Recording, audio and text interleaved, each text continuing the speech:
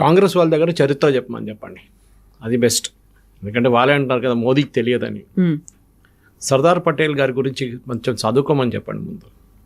సర్దార్ పటేల్ భారతదేశంలో ఉన్న 560 add princely స్టేట్స్ని merge చేశారు ఒక సంవత్సరంలో. మనందరం అనుకుంటాం 1947లో నెహ్రూ గారు ప్రధానమంత్రిగా ఉన్నారు అని. కాదు, మన కాన్స్టిట్యూషన్ ఫామ్ అయింది 1950లోనే. The constitution was adopted in 1950, 26 January. దాన్ని మన రిపబ్లిక్ డే అని మనం వీ సెలబ్రేటెడ్. అప్పుడు దాకా ఫ్రమ్ 1947 ఆగస్ట్ 15th టు 26 జనవరి 1950 దాకా ముగ్గురు కలిసి భారతదేశాన్ని పరిపాలించారు. చక్రవర్తి రాజగోపాలాచారి, సర్దార్ పటేల్, జవహర్లాల్ నెహ్రూ.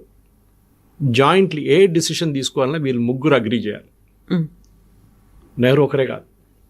కానీ ఏం చేశారంటే 1947లో మనకు అందరు తెలిసిందే ప్రాబ్లం ఎక్కడొచ్చిందంటే 560 ప్రిన్స్లీ స్టేట్స్ని 46 నుంచే పటేల్ అండ్ పటేల్ గారి అసిస్టెంట్ ఒకరు ఉన్నారు, ఐసీఎస్ ఆఫీసర్, మేనోన్, వీపీ మేనోన్, వీరిద్దరు కలిసి మొత్తం కన్విన్స్ చేసి ఒక్కొక్కరితో మాట్లాడి వాళ్ళు మొత్తం మీరు ఇది మీకు ఫెసిలిటీ ఇది ఉంటుంది అని చెప్పి అందరి దగ్గర సిగ్నేచర్స్ తీసుకున్నారు. 4 రాష్ట్రాలకి ప్రాబ్లం ఉండే, ట్రావెన్కోర్, హైదరాబాద్, జూనాగఢ్ అండ్ జమ్మూ కాశ్మీర్. 4 ఇష్యూస్ ఉండే. ట్రావెన్కోర్ ఇష్యూ ఏముండంటే అక్కడ ఉన్న దివాన్ ఆయన అగ్రీ చేయలేదు, ఇది నేను అగ్రీ చేయనని చెప్పారు. సో రామస్వామి ఆయన చెప్పారు నేను పట్టించుకోను, I will not agree for the demand. కానీ ఇది Raja was for it. Thirunal వాళ్ళ royal family they were for merger with Indian union. కానీ ఆయనకు ఒక్కటే ఉండే, పద్మనాభ స్వామి గుడి మా దగ్గర ఉండాలి, ఇది మా గుడి, అది మీరు తీసుకోకూడదు అని చెప్పి which government of India agreed అని. సో వాళ్ళు విలీనం అయిపోయారు. వాళ్ళు what ever you want to call it, they became a part of Indian union. Next was Junagadh. Junagadh problem ఏంటంటే అక్కడున్న రాజా నేను డైరెక్ట్ పాకిస్తాన్తో మర్జ్ అయిపోతున్నా అని చెప్పి రాసి ఇచ్చేసాడు. But Patel said nothing doing, I will not agree to it, మీరు ఏమైనా చేసుకోండి అన్నారు.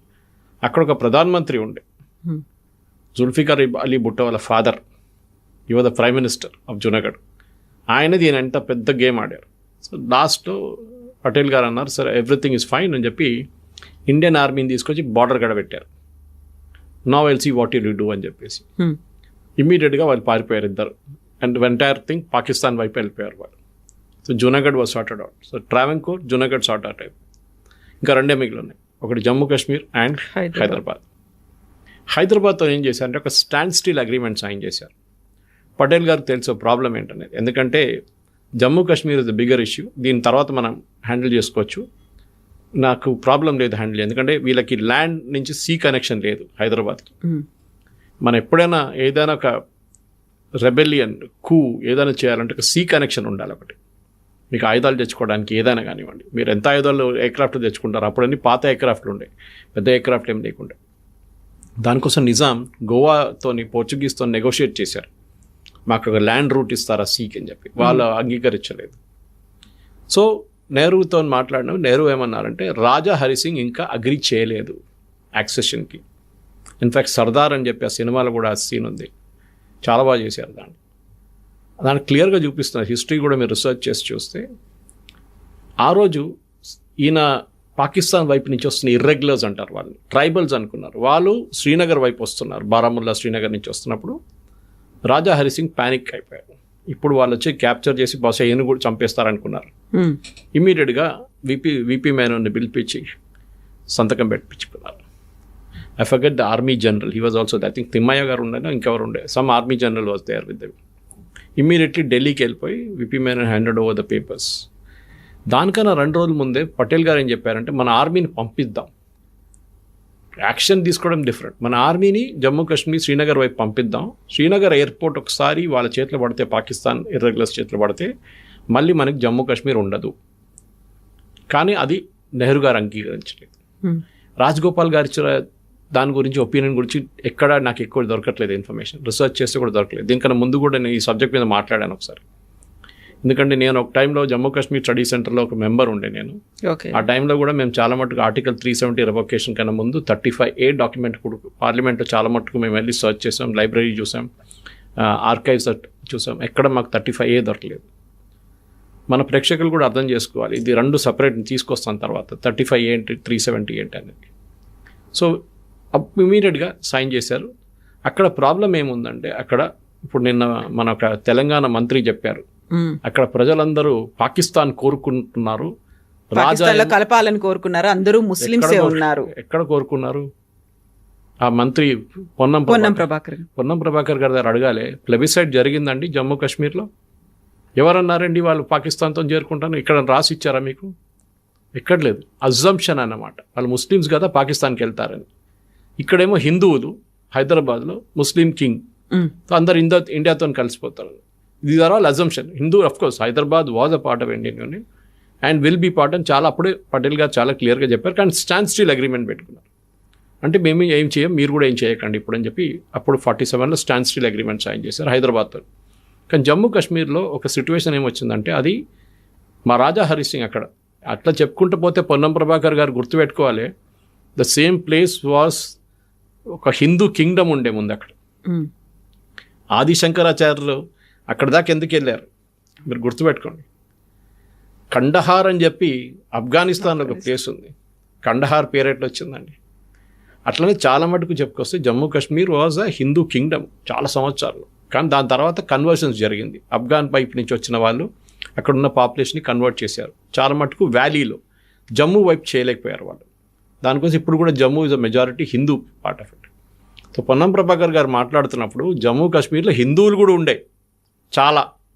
In fact the population of Jammu was more than Kashmir valley. కానీ అది షేక్ అబ్దుల్లా నెహ్రూ కలిసి ఆడిన ఒక గేమ్. తర్వాత wheel bring it up later. So first correction, mister Ponnam Prabhakar గారు, అక్కడ ముస్లిం ప్రజలు అని ఎక్కడ లేదు, ముస్లిం మెజారిటీ అని ఎక్కడ లేదు. It was Hindu Jammu and Kashmir was Muslim. ఇప్పుడు కూడా అంతే ఉంది చూడండి మీరు. సో ఆ ఎక్స్క్యూజ్ లేదు. ఈ పటేల్ గారు చెప్పింది, పటేల్ గారు చేసిందని మోదీ గారు చెప్పింది కరెక్టే. మోదీ గారు మాట్లాడే ముందు రిసర్చ్ చేసి మాట్లాడతారు, ఆయన అతిగా ఏదో వెళ్ళి వాగడం కాదు. సో చాలా మటుకు హిస్టరీ తెలియాలంటే అది ఈ గేమ్లో ఎట్లా రాజా హరి సింగ్ ఏం చేశారు, సంతకం ఎప్పుడు పెట్టారు, ఇండియన్ ఆర్మీని పంపించారు, మనం వాళ్ళని బారాముల్లా నుంచి తిరగొట్టి మళ్ళీ ఇంకా ముందుకెళ్ళి మనం almost we had all of that with us. కానీ నెహ్రూ ఏమో ఇప్పుడు ఆపేద్దాం, మనం ఇప్పుడు అక్కర్లేదు, we will go to United Nations అన్నారు. అన్నిటికంటే పెద్ద తప్పు పటేల్ గారు అన్నారు ఆ టైంలో, జవహర్ తుమ్ జో గల్తీ కర్ రే హో బహుత్ బడా గల్తీ హై, మీరు చేస్తున్న తప్పు చాలా పెద్ద తప్పు. జనరేషన్స్ ఇండియాలో భారతదేశంలో ఉన్న జనరేషన్ దీనికి సఫర్ అవుతారని చెప్పారు మీరు యునైటెడ్ నేషన్స్కి వెళ్ళిన దానికి. ఎందుకు మీరు యునైటెడ్ నేషన్స్కి వెళ్తున్నారు? పాకిస్తాన్కి లెజిటిమసీ ఇవ్వడానికి వెళ్తున్నారని అడిగారు పటేల్ గారు. ఇన్ఫ్యాక్ట్ సర్దార్ అనే సినిమాలో సీన్ ఉంది, ఆల్ ఇండియా రెడీకి వెళ్తున్న పటేల్ గారు బయట కూర్చొని ఉంటారు, నెహ్రూ వెళ్ళి లోపల ఆల్రెడీ అనౌన్స్ చేసేసారు we are going to United Nations. Pakistan చప్పట్లు కొట్టుకున్నారు. Of course his great grandson is also doing the same thing. Pakistan వైపు ఉన్న మన జట్లు పోయినాయి, మన ఎయిర్ ఫోర్స్ పోయింది, మన ఆర్మీ పోయింది అని చెప్పి మనోడు ఏడ్చుకుంటూ ఉంటారు రాహుల్ గాంధీ.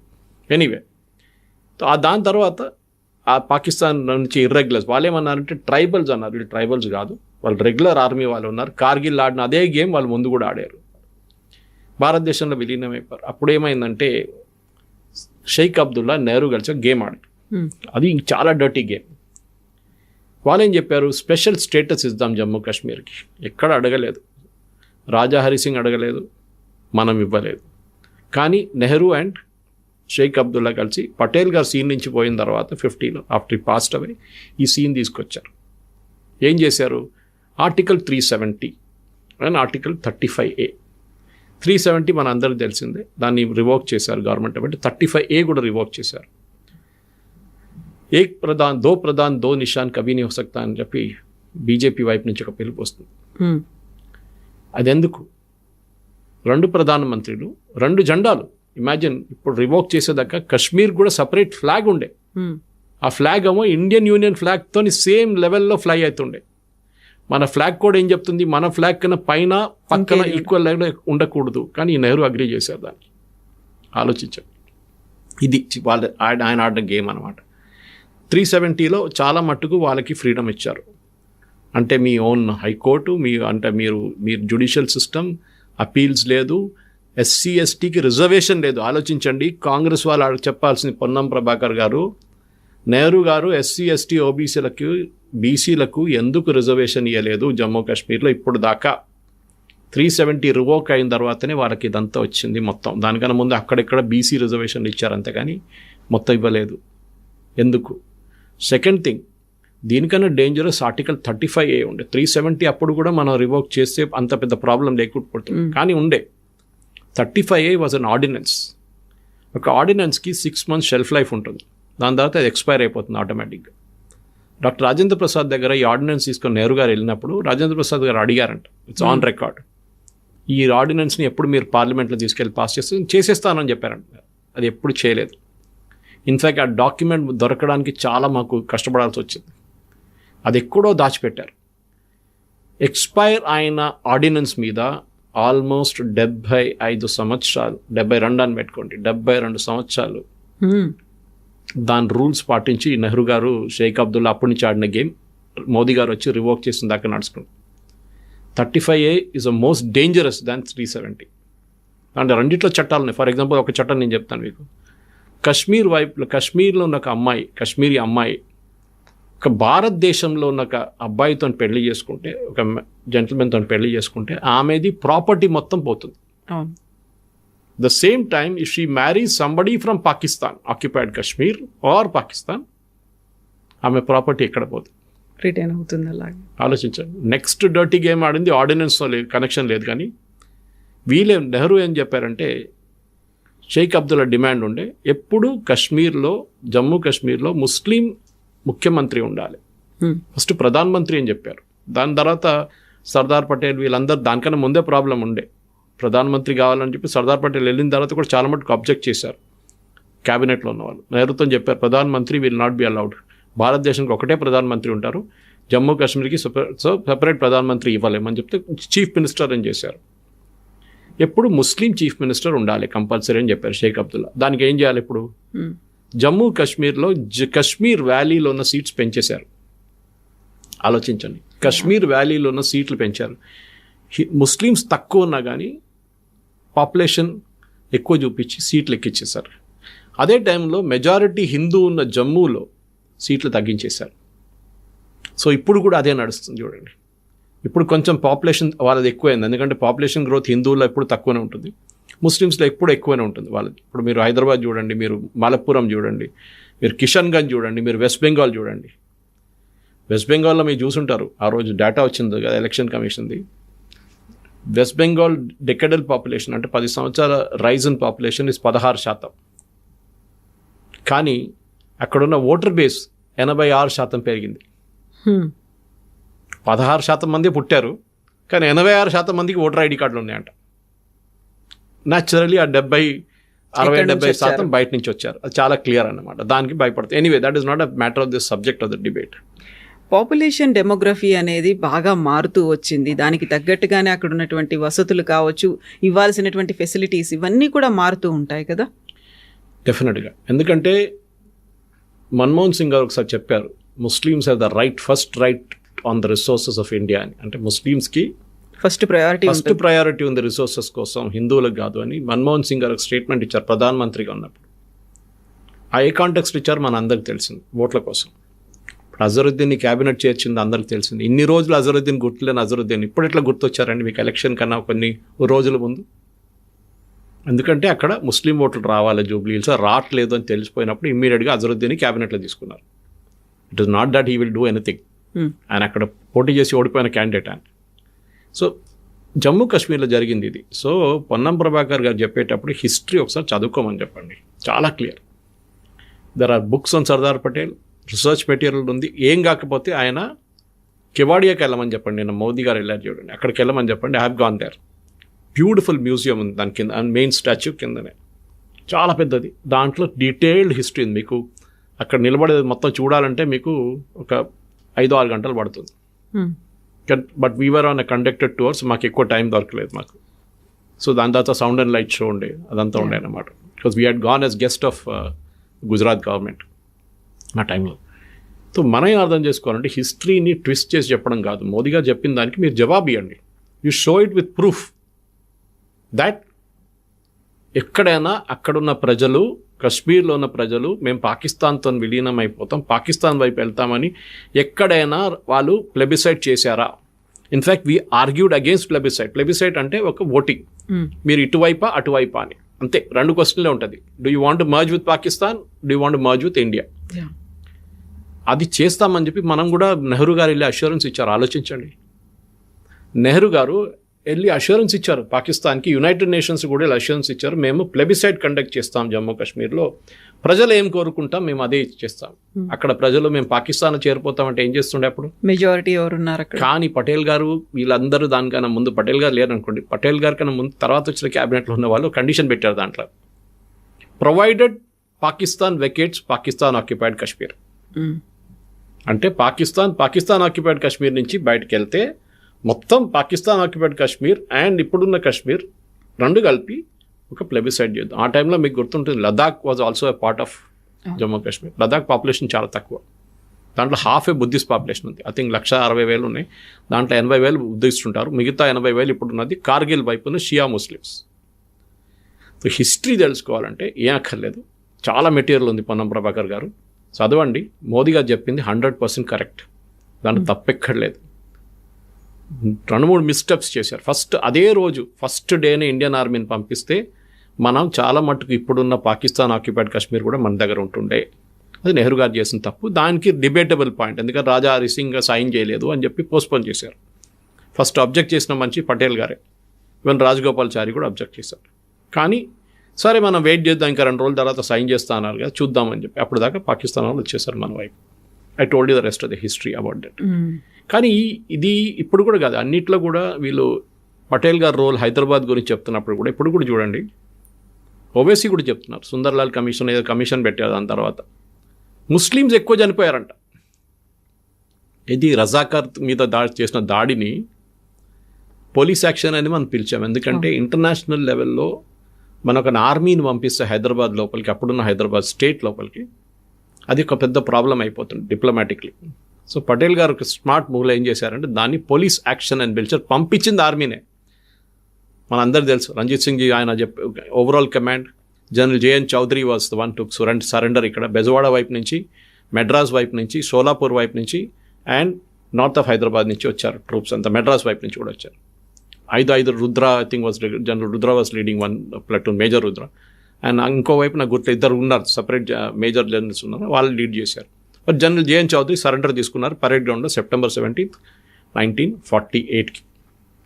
కానీ హిస్టరీ గురించి మాట్లాడుతున్నప్పుడు మోదీ గారు ఆ రోజు చెప్పిన దానికి సర్దార్ పటేల్ కాంట్రిబ్యూషన్ గురించి మాట్లాడుతున్నారు. పటేల్ గారు లేకుంటుండే భారతదేశం ఇప్పుడు ఒక 560 ముక్కలై ఒక సపరేట్ ప్రధానమంత్రి ఉంటుండే. ఒక యూనిటీ లేకుండా మన శ్రీనగర్ కాలనీ ఒక సపరేట్ ప్రధానమంత్రి ఉంటుండే. శ్రీనగర్ కాలనీకి ఎగ్జాంపుల్ ఇస్తున్నాను మీకు, అంత చిన్న రీజన్స్ ఉండే అనమాట. 10 కిలోమీటర్లు స్క్వేర్ మీటర్, 10 స్క్వేర్ కిలోమీటర్లు, 20 స్క్వేర్ కిలోమీటర్లకు ఒక రాజా. దండయాత్రలు ఉండేది, గొడవలు ఉండేది. ఇప్పుడు ఆలోచించండి, మీకు ఎగ్జాంపుల్ ఇవ్వాలంటే జర్మనీ తీసుకోండి. బిస్మార్క్ ఆ టైంలో జర్మనీ చేయడానికి ఎంత కష్టపడ్డారు వాళ్ళు. ఒకటే రిలీజియన్ అండ్ మోస్ట్లీ 1 డైలెక్ట్. మన దగ్గర ఎన్ని రిలీజియన్స్ ఉండే, ఎన్ని డైలెక్ట్స్ ఉందో ఆలోచించండి, ఎంత లాంగ్వేజెస్ ఉన్నాయి, దాని డైలెక్ట్స్ ఎంత, దీన్ని కలిపారు. Italy had the same problem, చాలా టైం తీసుకున్నారు వాళ్ళు. And here Patel and Menon ఇద్దరు కలిసి 1 సంవత్సరం లోపలే మొత్తం కంప్లీట్ చేశారు. ఆయన క్రెడిట్ ఇవ్వకుండా ఈ నెహ్రూ గారు క్రెడిట్ ఇవ్వడం ఏంటంటే, మన అందరికి తెలిసింది ఆ రోజు కాంగ్రెస్ వర్కింగ్ కమిటీలో దానికన్నా ముందు జరిగిన ఓటింగ్లో 1947 కన్నా ముందు జరిగిన ఓటింగ్లో ఎవరు ప్రధానమంత్రి కావాలని చెప్పి చాలా క్లియర్గా పటేల్ గారికి ఓట్లు వచ్చినాయి, నెహ్రూ గారికి రాలేదు. అప్పుడు కూడా మహాత్మా గాంధీ గారు పటేల్ గారిని పిలిచి మీరు పక్కన జరిగిపోండి, I want Jawahar to become the prime minister అంటే ఓకే అని చెప్పారు. అని ఆలోచించండి, ఇంత ఇప్పుడున్న పాలిటిక్స్లో అది అస్సలు జరగదు. ఆ టైంలో హీ వాజ్ సో మెగ్నానిమస్, సరే దేశహితం కోసం మీరు చెప్తున్నారు కదా నేను పక్కన జరిగిపోతాను. దానికన్నా ముందు కూడా ఉండే, మీకు గుర్తుంటుంది కవిత గారు, the problem was with Subhash Chandrabose. Subhash Chandrabose Congress నుంచి బయటికి ఎందుకు వెళ్ళారంటే మీకు గుర్తుంటుంది, I think it was the Tripura కాంగ్రెస్లో పట్టాభి సీతారామయ్య గారు క్యాండిడేట్గా పోటీ చేస్తున్నారు అగేన్స్ట్ సుభాష్ చంద్రబోస్. పట్టాభి సీతారామయ్య గారు ఏమో గాంధీ గారి క్యాండిడేట్. అండ్ గాంధీ గారు పిలిచి చెప్పారంట సుభాష్ చంద్రబోస్కి, on record, this is also there in his memories, నేను ఇది పట్టాభి సీతారామయ్య నా క్యాండిడేట్ చేస్తున్నాను, నేను సపోర్ట్ చేస్తున్నా, ఆయన ఓడిపోతే నేను ఓడిపోయినట్ల. సుభాష్ చంద్రబోస్ గెలిచి ఏం చేస్తే మొత్తం కాంగ్రెస్ వర్కింగ్ కమిటీలో ఉన్న అందరు కలిసి ఆయన వ్యతిరేకంగా గాంధీ ఒక క్యాంపెయిన్ నడిపించారు. సుభాష్ చంద్రబోస్ నెక్స్ట్ డే రాజీనామా చేసి కాంగ్రెస్ ఇడిచేసి ఫార్వర్డ్ బ్లాక్ అనే పార్టీ పెట్టుకున్నారు. సో ఇది అంబేద్కర్ గారితో జరిగింది. Ambedkar was never in Congress by the way, ఆయన ఎప్పుడు కాంగ్రెస్ పార్టీలో లేకుండా. కానీ నెహ్రూ క్యాబినెట్ నుంచి రిజైన్ చేసిపోయారు. దాని తర్వాత 2 సార్లు లోక్సభకి పోటీ చేశారు అంబేద్కర్ గారు, మీకు గుర్తుంటుంది. ఒకసారి ఔటర్ ముంబై నుంచి, ఇంకోసారి తానే వైపు నుంచి, ఎక్కడి నుంచో 2 సార్లు గెలవలేదు, ఓడిపోయారు. 2 సార్లు ఓడిపోయారు. 2 సార్లు ఓడించింది నెహ్రూ. పర్సనల్ ఇంట్రెస్ట్ తీసుకున్నారు. సెకండ్ టైం పాపం ఆయన సెక్రటరీగా ఉన్న, ఆయన పర్సనల్ అసిస్టెంట్గా ఉన్న ఒక మనిషిని తీసుకొచ్చి కాంగ్రెస్ క్యాండిడేట్గా పెట్టారు అంబేద్కర్ గారు. ఆలోచించండి ఎంత hurt he would have felt. గెలవకూడదు అంబేద్కర్, ఏ పరిస్థితుల్లో కూడా లోక్సభకి రాకూడదు అని చెప్పి నెహ్రూది ఒక ఏం చెప్తారు, very very strong opinion about. దానికోసం పర్సనలీ క్యాంపెయిన్ చేసి అంబేద్కర్ గారిని ఓడించిన మనిషి నెహ్రూ. కాంగ్రెస్ వాళ్ళు ఇక్కడ వెళ్ళి అంబేద్కర్ గారి స్టాచ్యూ మీద దండలు వేసే టైంలో ఇది గుర్తుపెట్టుకోవాలి. And he told very clearly, నెహ్రూకి చెప్పారు క్యాబినెట్ నుంచి రిజైన్ చేస్తున్నారు, ముఖం మీద పడేసి వెళ్ళిపోయారు పేపర్లు, ఐఎమ్ రిజైనింగ్. ఆ హిందూ కోడ్ గురించి ఉంటే that's a different debate all together, ఆ బిల్ గురించి. But here a very strong opinion, అది చాలా క్లియర్. కానీ ఇప్పుడు ఏం చెప్తారు, బీజేపీ వాళ్ళు అంబేద్కర్ గారిని ఇన్సల్ట్ చేస్తారంటారు. Sir I have no debate, వాళ్ళు బీజేపీ క్యాండిడేట్, బీజేపీ రిప్రజెంటేటివ్ని పిలిపించుకొని మీరు డిబేట్ చేసుకోవచ్చు వాళ్ళు. కానీ హిస్టరీ నుంచి కోట్ చేసేటప్పుడు హిస్టరీ కోట్ చేయాలి. మన ఏదో ఆర్గనైజ్డ్ హిస్టరీ కాదు కోట్ చేసేది. లెఫ్టిస్ట్ రొమిలా తాపారి, ఇర్ఫాన్ హబీ రాసిన హిస్టరీ కాదు మన హిస్టరీ. ఆ నిజమైన హిస్టరీ ఇప్పుడు బయటకు వస్తుంది. ఆ హిస్టరీలో కూడా మీరు రీసెర్చ్ చేస్తే చాలా మట్టుకు, ఎస్పెషల్లీ సుభాష్ చంద్రబోస్ మీద చాలా ఉన్నాయి మెటీరియల్, పటేల్ గారి మీద చాలా మెటీరియల్ ఉంది. ఇన్ఫ్యాక్ట్ పటేల్ గారు డిప్రెషన్లో వెళ్ళిపోయి ఆయన హెల్త్ ఇంత పాడిపోయి లాస్ట్ చనిపోయారు ఆయన.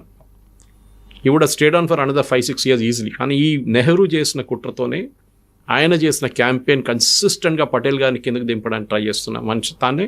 పటేల్ గారు లాస్ట్లో ఈ అటు కంప్లీట్గా బెడ్ రిడన్ అయిపోయారు. దాని తర్వాత హీ వెంట అవి. పటేల్ గారు పోయిన తర్వాత కూడా ఆమె వాళ్ళ కూతుర్ని చూసుకోలేదు గవర్నమెంట్ ఆఫ్ ఇండియా, అస్సలు పట్టించుకోలేదు. భారత్ రత్న ఎప్పుడు ఇచ్చారండి ఆయనకి, ఆలోచించండి. వీళ్ళందరూ వాళ్ళకి ఇచ్చుకున్నారు భారత్ రత్న. నెహ్రూ ఉన్నప్పుడు నెహ్రూకి ఇచ్చుకున్నారు భారత్ రత్న. ఇందిరాగాంధీ ఉన్నప్పుడు ఇందిరాగాంధీకి ఇచ్చుకుంది. రాజీవ్ గాంధీ పోయిన తర్వాత ఇచ్చారు. పటేల్ గారికి ఎన్ని సంవత్సరాల తర్వాత, పటేల్ గారికి 49లో రావాలండి, 50లో రావాలండి. సరే రిపబ్లిక్ వచ్చిన తర్వాత ఇద్దామంటే why'd was Bharat Ratna not given. ఆయనకి ఎందుకు ఇవ్వలేదు? ఇది ప్రాబ్లం. సో మన హిస్టరీలో కూడా కరెక్ట్ చేసేటప్పుడు పొన్నం ప్రభాకర్ గారు కానీ ఎవరైనా కానీ, and I'm ready to SIT with him across the table, ఒక న్యూట్రల్, ఒక ఏం చెప్తారు, ఒక డిబేట్, ఒక పర్సన్ తీసుకొచ్చి న్యూట్రల్ ప్లాట్ఫామ్ మీద I'm ready to debate him point to point, fact to fact. ఏం జరిగింది అప్పుడు పటేల్ గారికి, నెహ్రూ గారికి ఏం జరిగింది, పటేల్ గారికి, అంబేద్కర్ గారికి ఏం జరిగింది అన్నది. ఎందుకంటే ఇట్ ఈస్ న్యాచురల్. చాలామంది అన్నారు పటేల్ గారిని బీజేపీ హైజాక్ చేసుకొని తీసుకెళ్ళిపోయారని. బిఫోర్ దట్ బోస్ గారిని హైజాక్ చేసుకొని తీసుకెళ్ళిపోయారు. బోస్ గారి స్టాచ్యూ ఎందుకు పెట్టలేదండి ఢిల్లీలో, కర్తవ్య పత్ల? దానికన్నా ముందు నెహ్రూ గారు వచ్చి చేశారా? చేయలేదు కదా. మోదీ గారు చేశారు తర్వాత కర్తవ్య పత్లో సుభాష్ చంద్రబోస్ స్టాచ్యూ. ఇప్పుడు హైదరాబాద్లో మీద అడుగుతున్నానండి, సర్దార్ పటేల్ గారి స్టాచ్యూ ఎక్కడ ఉందని చెప్పండి కవిత గారు. ఇందిరాగాంధీ అంటే మీరు చెప్తారు అక్కడ ఇక్కడ. నెహ్రూ అంటే నెహ్రూ కూడా చెప్తారు అక్కడ ఇక్కడ చాలా చోట్ల. సర్దార్ పటేల్ గారి స్టాచ్యూ ఎక్కడుంది? ఒకటి మేజర్ స్టాచ్యూ ఉన్నది మన సికింద్రాబాద్ స్టేషన్ దగ్గర. అంత నెగ్లెక్ట్ అన్నమాట.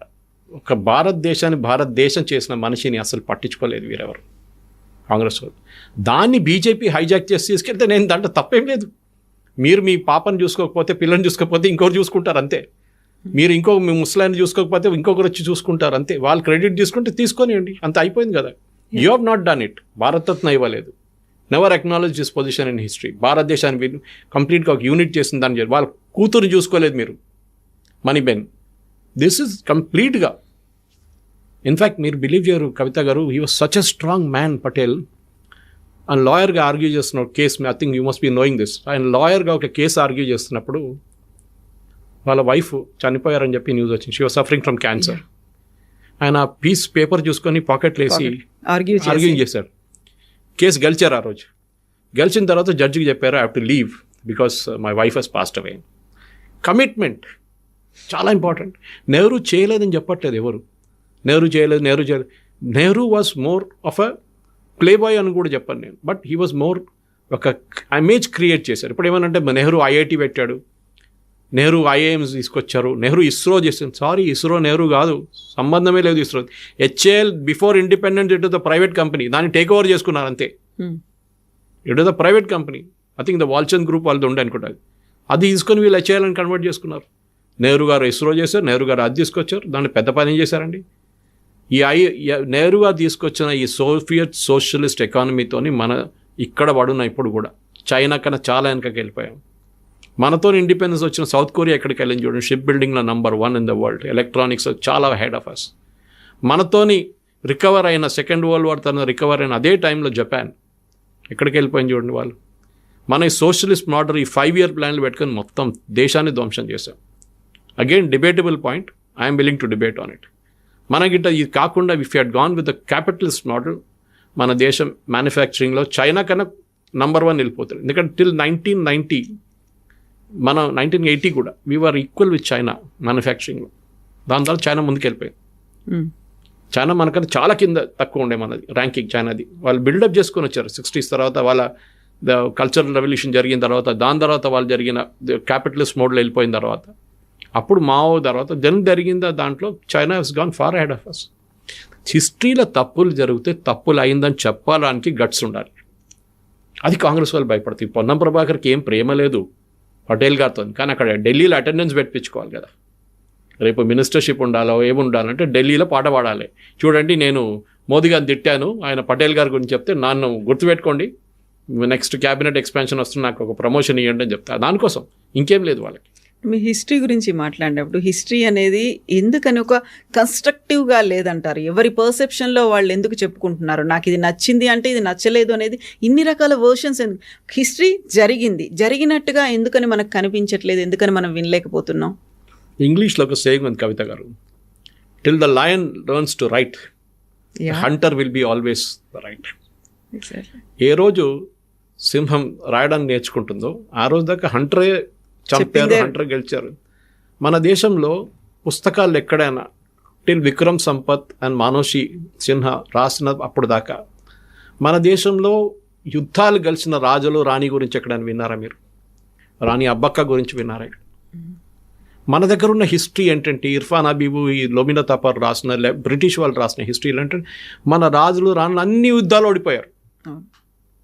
ఇక్కవైపు నుంచి బ్యాటిల్ ఆఫ్ ప్లాసీ నుంచి ఇటువైపు ఉన్న ఏ యుద్ధం చూడండి మనం ఓడిపోయాం, భారతదేశం ఓడిపోయారు. లేదండి, we one a lot of wars. Shivaji గారిని ముట్టలేకపోయారు ముఘల్స్. ఇటువైపు ఏమో రాజస్థాన్లో ఉన్న రాజ్పుత్స్, ఇటు మన దగ్గర ఉన్న సౌత్లో ఉన్న విజయనగర సామ్రాజ్యం కానీ, చాళుక్యాలు కానీ, చోలాస్ కానీ చాలా ఉన్నాయి. అస్సాం వైపు ఉన్న అహోం రాజులు 800 సంవత్సరాలు కాలు పెట్టినలేదు ఒక ముఘల్ని అక్కడ. ఎవరైనా ముఘల్స్ అని కాదు, ఎవరినైనా. అది వాళ్ళది ఉండే. రాణి అబ్బక్క ఫ్రమ్ ఉల్లాల్ కర్ణాటక, నేను చాలాసార్లు మాట్లాడాను ఆమె గురించి, బ్రిలియంట్. కానీ మన దగ్గర ఏంటంటే ఆ హిస్టరీ ఆపెట్టేశారు. We are a nation of losers అని చూపిస్తున్నారు. No, we are not a nation of losers. మనం చాలా గెలిచాం. విక్రమ్ సంపత్ గారు బ్యూటిఫుల్గా రాశారు. ఇన్ఫ్యాక్ట్ ఆయన first volume Subhash Chandrabose volume రాసిన తర్వాత ఒకరోజు ఇక్కడ పార్క్ హోటల్లో కూర్చొని మేము ఇద్దరు మాట్లాడుతున్నాం. I picked him up from the airport. ఒక ఫంక్షన్ ఉండే ఇక్కడ. అప్పుడు మాట్లాడుతున్నప్పుడు ఆయన అడిగారు, Suresh what should I right next అని అడిగారు నా దగ్గర. అప్పుడు నేను చెప్పాను, సార్ హిస్టరీ రాయండి సార్, మన హిస్టరీని కరెక్ట్ చేయండి అని చెప్పాను. ఏంటంటే మనం we have won battles which Britishers are never return. Kavitha గారు the world's biggest naval battle took in Travancore. Dutch navy అంటే ఆ టైంలో అన్నిటికంటే పవర్ఫుల్. అప్పుడు ఈస్ట్ ఇండియా కంపెనీ ఇంకా ఇండియాకి రాలేదు. డచ్ వర్ రూలింగ్ సిలోన్, ఇండోనేషియా, ఫిలిప్పీన్స్ మొత్తం వాళ్ళ చేతిలో ఉండే. వాళ్ళు భారతదేశాన్ని కాన్కర్ చేయడానికి ట్రై చేస్తున్నప్పుడు మార్తాండ వర్మ వాళ్ళ నేవీతోనే బ్యాటిల్ జరిగింది, డచ్ వాళ్ళది. చాలా పెద్ద నేవల్ బ్యాటిల్ ఉండి ఇప్పుడు కూడా మీరు మిలిటరీ స్కూల్స్కి వెళ్తే మీకు కనిపిస్తుంది biggest naval battle in history ఆ టైంలో. అండ్ మార్తాండ వర్మ వాళ్ళు గెలిచారు, వాళ్ళ నేవీ గెలిచారు. ఎస్టుసే డిసోయ్ అని ఆయన పేరు నాకు exactly I'm not able to pronounce his name. Your the chief of the naval, Portuguese అప్పుడున్న డచ్ నేవీ. ఆయన తీసుకొచ్చి కమాండర్ ఇన్ చీఫ్ చేశారు మార్తాండ వర్మ, ఆయన ఆర్మీది. ఆలోచించండి. So we one the war, but ఎక్కడ చూపించలేదు. ఇప్పుడు కూడా మీరు కన్యాకుమారి దగ్గర ఒకటి ఉంది, బ్యాటిల్ ఆఫ్ కొలాచల్ అని కనిపిస్తుంది, పెద్ద స్తూపం ఉంది. That is where it was. అక్కడే సరెండర్ జరిగింది, బ్యాటిల్ ఆఫ్ కొలాచల్. కానీ మన పిల్లలకి హిస్టరీ బుక్స్లో ఎక్కడిది ఉండదు. ఇది ప్రాబ్లం అన్నమాట. మన దాంట్లో మనం ఓడిపోయాం. సాంబాజీ సినిమా వచ్చేదాకా అందరికీ జరిగిందా మనకు తెలియదు కదా. ఎందుకంటే చూపిస్తుంది ఏంది మనకి జోధా అక్బర్, అక్బర్ ద గ్రేట్, ఔరంగజేబ్ కూడా గ్రేట్ అంటారు వీళ్ళు కావాలంటే. ఇది problem. So we have to show. దానికోసం భయపడుతున్నారు. ఎన్ఈపీ ఇంప్లిమెంట్ చేయమని చెప్పి Kerala government, Tamil Nadu government, west Bengal government ఎందుకు భయపడుతున్నారు? ఎన్ఈపీలో మనం ఏం చెప్తున్నాం, new education policy, that we have to bring in the real history. ఆ రియల్ హిస్టరీ నేర్పించకపోతే దానికోసం చూడండి, బ్యాటిల్ ఆఫ్ హైఫా అని వింటారు మీరు కవిత గారు. ఇజ్రాయెల్లో ఉన్న, అప్పుడు ఆటోమన్ ఎంపైర్ కింద ఉన్న ఒక place Haifa, today it is in Israel. దాన్ని లిబరేట్ చేసింది అప్పుడున్న Indian army under the British. Haifa liberate, చాలా ఇంపార్టెంట్ బ్యాటిల్ ఉండేది. ఆటోమన్ ఎంపైర్ దాని తర్వాత మొత్తం కొలాప్స్ అయిపోయింది. ఆ బ్యాటిల్లో మన పుస్తకాలు ఎక్కడలేదు.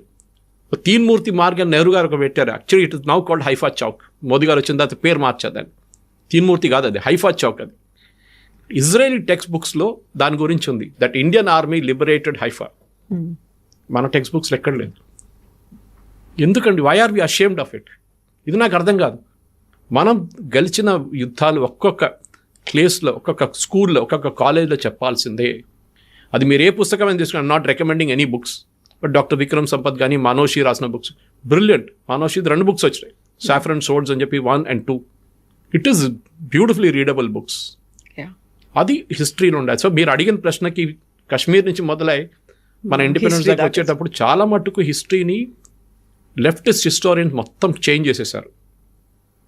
This was the deal between Indira Gandhi and Jyoti Basu. మీకు గుర్తుంటుంది, ఇది వీళ్ళు ఎట్లా వచ్చారు అకాడమిక్స్లోని. దానికి ఎంత పెద్ద స్టోరీ ఇంకోటి ఉంది.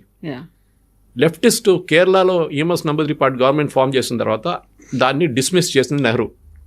ఆలోచించండి, డెమోక్రటిక్లీ ఎలక్టెడ్ ఫస్ట్ కమ్యూనిస్ట్ గవర్నమెంట్ ఉంది, వాళ్ళని డిస్మిస్ చేశారు నెహ్రూ.